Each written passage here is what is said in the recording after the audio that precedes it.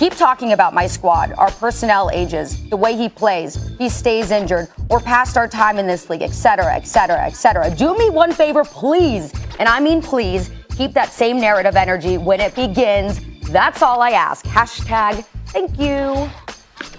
Okay, so experience over age clearly is the mentality for the Lakers this year. Will LeBron and the Lakers win the title next year, Max? No, they won't, because they have not done enough to pass the Nets. They've done enough to be a real challenge, not one of these fake challenges where if the Nets are healthy like last year, oh, LA's healthy, the Nets are healthy, I think the Lakers are going to be. No, they weren't going to. No one was going to take a healthy Nets team 7 games. You saw what KD just with Kyrie, without James Harden last year, without Harden, who was game for game the best player in the league last year. Just KD and Kyrie were whooping up on the Bucks, who won the championship so bad early it was embarrassing. It was a mismatch. That without Harden, who is the glue guy, the guy who made it all work, who was running really D'Antoni's offense and all of that. Now, what's happened since then? If the Nets are healthy, they have, I want you to think about this carefully, Marcus Spears. They have, at their size, the 3 greatest all-around scorers. They can score from anywhere. Whoever lived at their size. You know, Harden's like 6'5". Yeah, I'm not saying he's better than Michael Jordan scoring the ball. I'm saying, show me anyone 6'2" who could score like Kyrie from anywhere. Free throw line, 3-point line, layup package with the handles, the whole thing. Same thing with Harden. Same thing with KD at 6'11". 3 greatest scorers from anywhere who ever lived at their size. Now, what else do they have? We saw Blake Griffin posterize Giannis last year in the playoffs. Why is that significant? Blake's value was never because of some refined skill. It's because he could do that, and he's your 4th option. And Joe Harris is your 5th option. Now you got Patty Mills off the bench. I'm sorry, the Lakers made a lot. That Westbrook trade was amazing for them. People who criticize it are out of their minds. Second half of the season, Lakers will take off. They don't have enough shooting to beat the Nets, period.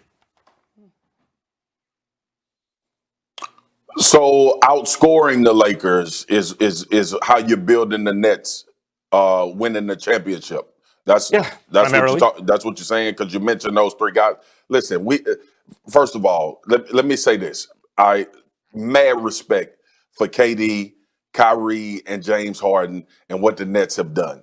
But are you seriously going to sit on television and tell me that when you get to a 7-game series with LeBron, AD, and Russell Westbrook, that you just chalking it up as it being that easy to beat them in the playoffs? No. We've seen LeBron do this a number of times, Max. We've seen him as an underdog, down 3-1, be able to understand the game enough and figure out how to beat a basketball team with uber talents or a team that's more talented than them. When you look at what the Lakers did, here's the best part of what the Lakers did. They removed Anthony Davis from the 5 by bringing in Dwight Howard. That's the move that changes everything for the Lakers. Last year, we had this conversation, and barring health. But health is talked about with both of these teams. As long as they're healthy, you're going to hear that 1,000 times from now until the basketball season and until we get to the finals. And Lord knows I'm praying that I hope both of them meet up in the finals. I understand all that you just said. But here's the thing about basketball. And you've talked about this a bunch, Max. Usually the best team wins. You're talking about 3 guys right now.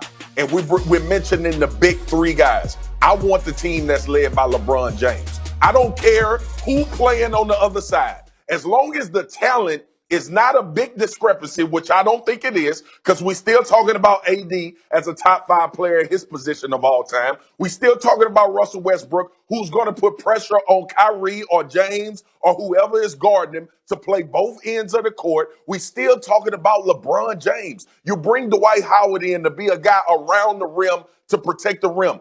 I understand about Blake Griffin, but dude, the Lakers ain't going to be worried about Blake Griffin in no damn final series. They're going to be interested in making sure that they take away 1 or 2 of these guys that you just mentioned as that front court 4-3. Now, let's get to the part about the game, like the actual end game and what type of adjustments will be made. Here's the deal, Max. When the Bucks were playing the Nets and when we were watching that game, We had Giannis who didn't want to go out and defend KD in crunch time situations. We understand that KD is the best scorer that we've ever seen in the NBA. But KD gonna have to play both ends of the floor too. He can. And Kyrie Irving is going to have to play both ends of the floor. He can and James too, Harden is going to have to play both ends of the floor. Not so much with Harden. Listen, Max, do you think there will be any level of comfort on Kyrie Irving when he has Let me to say deal this. with Russell Westbrook? I think this is what I think, Marcus. I think the Lakers give them a real series. I think that before they acquired Westbrook, people were deluding themselves. Now that they have Westbrook, they have a legitimate answer to the Nets. They're the one team in the league, if everyone's healthy, that has a legitimate answer. I don't know if it's the right answer, but it is a legitimate answer. I think that's an extended series. It's going to be tough. Here's the difference. When you just brought up Dwight Howard, for example, Dwight Howard with AD, LeBron, and Westbrook, no one of anyone I just mentioned shoots the ball over average for their position. And at the 4, AD probably doesn't even shoot at average. If you call him a 5, he probably does. Dwight is only in the paint. LeBron's not a pure shooter. He shoots it well enough as a 3 or a 4. Westbrook doesn't shoot it well enough. And so you're starting Wayne Ellington, I guess, and that's your best shooter on the floor. There's not, they're going to be vicious to the rest of the league. But when you match up against the Nets team with Kyrie, Harden, Harris, Blake, and KD, of course they're not worried about Blake. If he's the number 1 or 2 option, he's your 4th option. Joe Harris is the best 5th option, fifth option, and he's always going to be open. Always. Because you're going to have to double guys. When you look at LeBron, and he came back down 3-1 against that super team Warriors team, once they added KD, they ran up the white flag in Cleveland. They had nothing they could do. I don't even blame them. It's just too much on one team. And when you look at that Warriors team... it's not even close to this situation, Max. He has, instead of Kevin Love, he has Westbrook as his number 3. That's a big thing. What I'm saying is, this Nets team, when healthy, has more offensive firepower than that Warriors team that LeBron didn't have a shot against.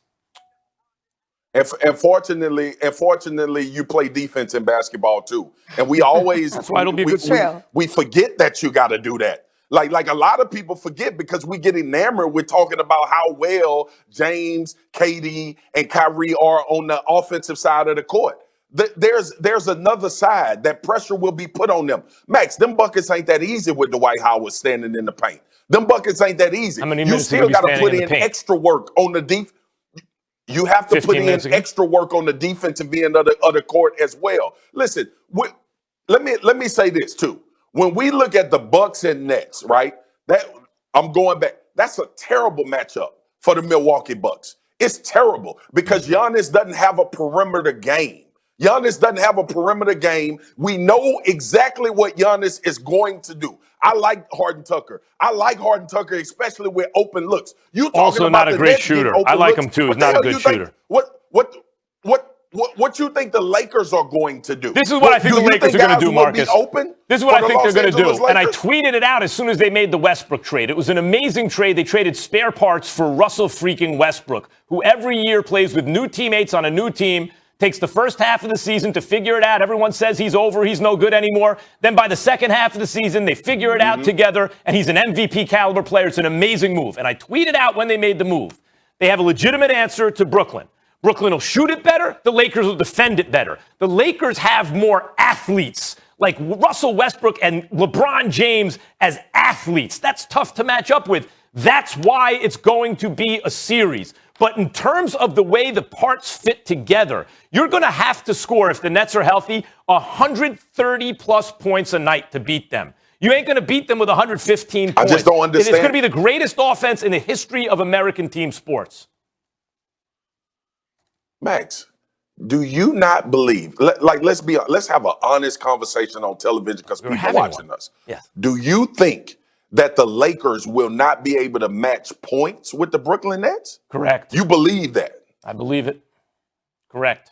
Lakers will match points with a lot of teams. That's absolutely false, the Nets Max. are going to be tough. That's absolutely false, bro. That's absolutely false. Because you still are not acknowledging the fact that you got to do it on both ends. The space? What you mean the space? Actually, you know what, Max, Marcus? LeBron When you bring up James defense, is still playing for the Lakers. Max, here's another problem. Max, LeBron I hear still you. playing for the Lakers. I hear you. Here's another problem when you bring up the Lakers defense. Because the Nets have more complete players on offense, right? The big three where it's concentrated can do everything. The fit is easier. So the problem with the Lakers is they recognized we need shooting around these guys, right? So they brought in shooters, but they gave up in terms of guys who are going to get minutes, length, and a little defense. So they have their offense is concentrated in three guys who can also play defense, but not shoot it really well. The shooters that they brought in, now it means they can't switch the same way. It's not that the Lakers won't be a devastating team by the second half of the season. They will be. But the fits are not as easy as in Brooklyn, who have also had a full year to play together and brought in Patty Mills off the bench. We got to leave this conversation, guys. We know one thing. You talk about athletes on the Lakers. They have we need 5 players signed with at least hour. 8 or more All-Star selections. That's the most of any team in history. So we'll see if that, whole experience over age mentality plays out the way that